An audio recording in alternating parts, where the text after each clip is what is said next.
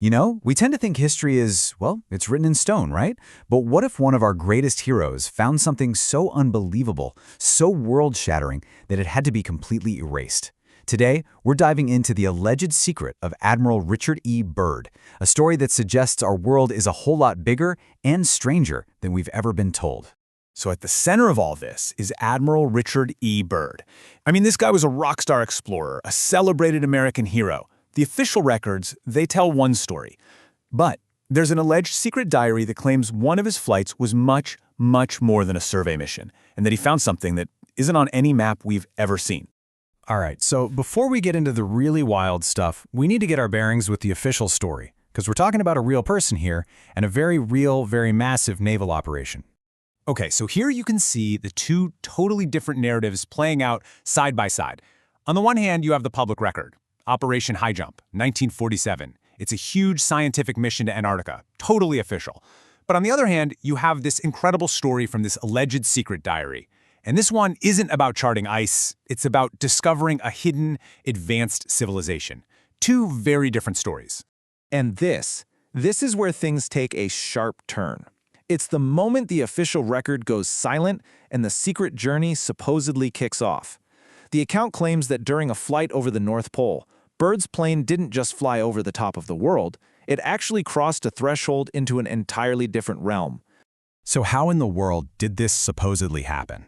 Well, the flight starts out as you'd expect, just endless, blinding ice and snow below. But then, things get weird. The instruments start to go haywire. They hit some kind of strange atmospheric disturbance, and then suddenly, they break through into a warm, green valley, a place that, by all logic, should not exist. According to this diary, this was it, the gateway to an inner world they called Hyperborea. Can you even imagine? You're an explorer, you're expecting nothing but ice for thousands of miles, and you find this. The diary describes a world of impossible life, just hidden away, tucked inside our own planet. Just look at this. This is the world that diary paints a picture of. Not some frozen wasteland, but a lush, thriving paradise with this radiant city glowing at its center. It's this vision of a perfect world hidden from all of us on the surface, and it's even got creatures from a totally different era roaming around. And the diary goes into just incredible detail about what he saw. We're talking lush, green plant life, strange, vibrant flowers he'd never seen before, and get this, colossal living mammoths, actual mammoths. And right in the middle of it all was this incredible high-tech city, home to these mysterious beings the diary calls the Tall Ones. Now you might think beings like this would be hostile, right? But no. The diary says they just radiated peace and this profound ancient wisdom. The source material calls them the true custodians of Earth, like they possess knowledge that goes back way, way before our own history even began. But this wasn't just some friendly tour, oh no. Byrd was allegedly brought before their leader for a reason, to receive a critical message, a warning that was meant for all of us, for all of humanity. And the reason for this whole encounter, well, it was deep concern.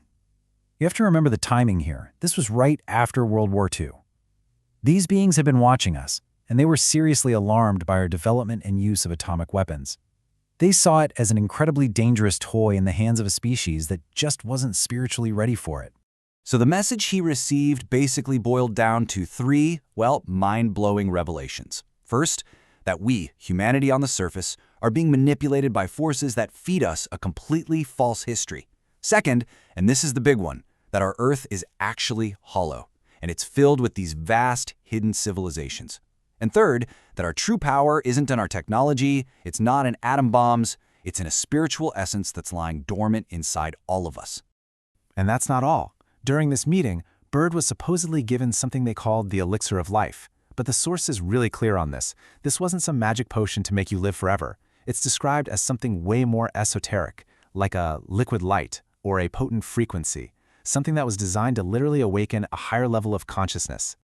So, what do you think happens when a famous explorer comes back with a story that could literally rewrite science, history, and every religion on the planet?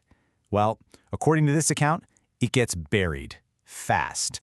The story goes that when Byrd got back, he reported everything he saw. He probably expected a parade, right? Instead, he was met with a brick wall. He was debriefed and then given a strict order. You will remain silent about this. The implications were just too big, and so his incredible experience was allegedly classified, stamped top secret, and hidden away. So you might be asking, okay, why does this alleged secret from 1947 matter to me right now? Well, according to the source material, this isn't just some old story. It's critical information for today.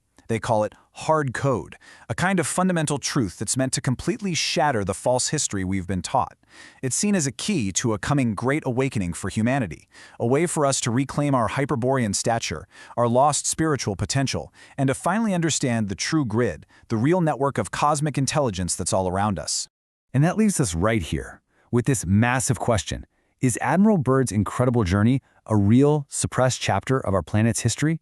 Or is it a powerful modern legend?